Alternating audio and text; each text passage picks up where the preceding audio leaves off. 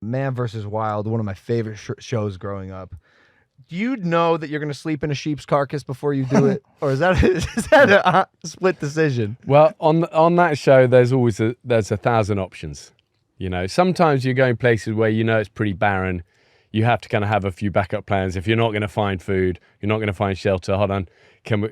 You know, and I've definitely been known to throw a few dead pigeons into the back of crews' backpacks as a backup plan. Oh yeah. But we pretty rarely have to go there. There's normally always somewhere. I mean, that sheep, that was just a rotting sheep in a bog in wherever we were. Man, it's been sheep. I couldn't eat it because it was like stinking. Yeah. But I could make a sheeping bag out of it. So sheeping bag. I like that. That's been sheep, camel, deer. Were there any moments where you felt like you didn't have things under control, where you felt like on any of these shows, on, you know, Man versus Wild, on anything, like where you felt like you potentially might not make it through?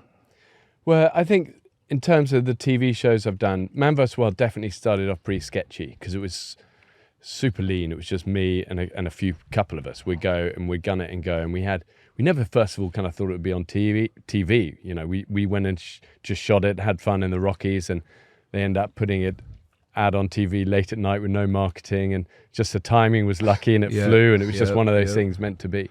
Can you run the audience through the premise of the show really quick for people that don't know what the show was? Well, Man vs. Wild was the first TV show I ever did, reluctantly. No way. Yeah. I mean, I really, the producer came to me 3 times, and it was like, and I'd left the military. I'd been part of an expedition to Everest. After I left that, we had a whole bunch of things happen up there where people lost their lives, but I wrote a book on that. Just getting married, age 25. And this producer from Discovery Channel approached us and said, could we do a show where we drop you in the middle of nowhere and you show us how to get out of there? And like I said, I was really reluctant to do it just because I didn't know about TV. I thought, I don't know what I'm doing. I'm in my zone of climbing and the expeditions. I want to stay in that. And the more I said that, the more they say, we don't want a TV guy. We want that. Yeah. The mud, the blood, the stumbles, the falls. Authentic. The ums, the ahs, And so we went and did that. And you know, we did 7 seasons of that show. And in many ways, that built that foundation and platform to be able to go and do all these other shows like Running Wild and You versus Wild and all the other stuff. But it started with that. But to your point of the danger, I think those early days, we had so little safety in place.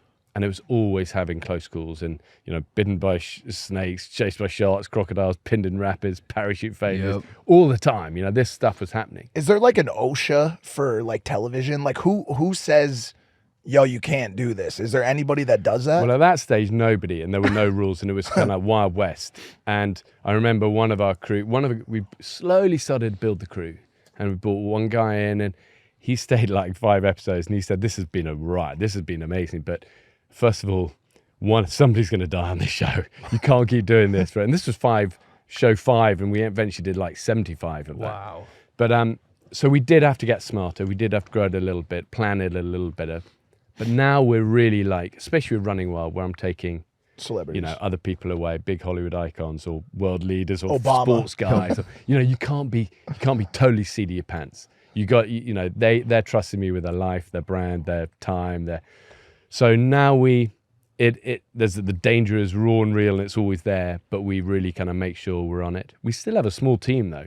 You know, invariably the stars can never believe at the end of it. They go, wow, it really was just like 6 or 7 of us, a coil of rope, gunning it and going. I imagine it has to be like small. It probably.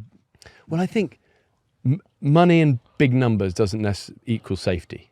Sometimes it makes things more dangerous because nobody's committed to anything. Everyone's box ticking, you know, and actually having a small trusted crew, which our crew is, been there from the beginning, from Man vs. Wild days, ex-Special Forces guys, buddies of mine that I serve with. You know, there's a level of trust and connection that's been there for years, built up over years and years. And that's you know, we never take it for granted, never get complacent. But for me, I feel that's the safest place to be. With trusted people, small team, got each other's back, no ego. If people are struggling, we find another route. We reassess stuff. Hey guys, if you like that clip, hit the subscribe button. And if you want to see more zany clips, click the video right here.